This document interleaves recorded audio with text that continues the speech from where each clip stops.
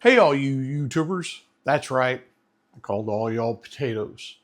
Welcome back to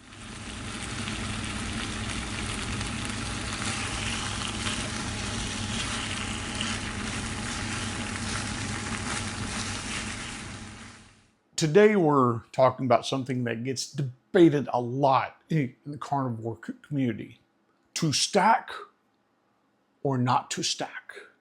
Now, I don't mean stacking a plate full of ribeyes, although highly recommended.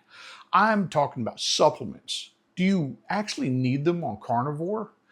Now, I'm not here to tell you what to do. I'm just going to give you my 2 pesos, what I've researched, what I take, and more importantly, why I take it. Because if you don't understand the why, you're just throwing pills at your face and hoping for the best. So I've wasted enough time. Let's get into it. Now, quick context. I'm 55. That matters because testosterone production isn't what it was at 25. That's just reality. And here's the part that people forget or were never told. Cholesterol, that thing that everyone's scared of, your body actually uses that to make testosterone.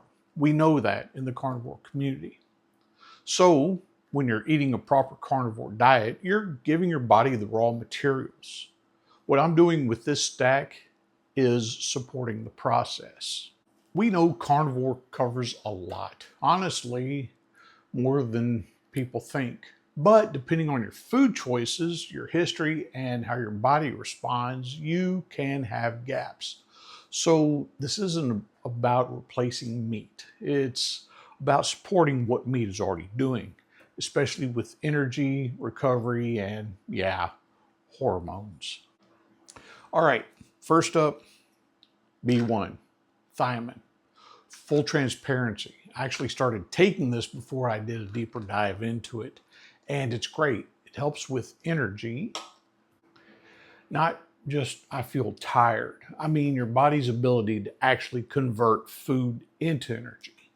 If that process isn't working right, you can be eating all the meat in the world and still feel off, foggy, and sluggish. So this helps make sure the engine is actually firing the way it's supposed to.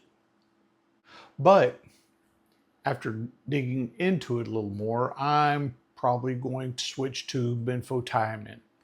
That's the fat-soluble version of B1, so it's absorbed better and tends to be more efficient. So yeah, this works. I'm just looking to upgrade a little bit. Folate and B12. These two go together. You're talking red blood cells, oxygen delivery, brain function, foundational stuff. Yeah, meat has B12, but I'm not guessing. I'm covering my bases. Especially as I get older, I want that system running clean. This one right here, only trace minerals. This might be the unsung hero of the whole stack because these are the things you don't really think about, but they're involved in everything. Think of these less like fuel and more like fine tuning. You've got zinc in here, big one. That's tied to testosterone, immune function, overall male health. But zinc doesn't work right without copper, so they balance that out in here too. Manganese, chromium, these help with metabolism and blood sugar. So now you're actually using the food you're eating more efficiently. And then you've got some boron in here. More on that in a minute. That's one of the reasons I like this, because it's already supporting that hormone side of things. Even the smaller ones, molybdenum, vanadium, those are more behind the scenes, but they help with enzyme function and nutrient processing. Basically, they help everything do its job better. If the food and everything else in this stack is a fuel, this is a seafoam. This is what helps everything run cleaner. So yeah, not flashy, but it works. D3 is a big one. This isn't just a vitamin. It acts more like a hormone. Mood, immune system, testosterone, it all ties back here. K12 helps direct calcium where it's supposed to go, bones, not arteries. Oh, and I almost forgot one, vitamin A. I take this a couple of times a week, and this is the right kind, retinol palmitate, not beta carotene.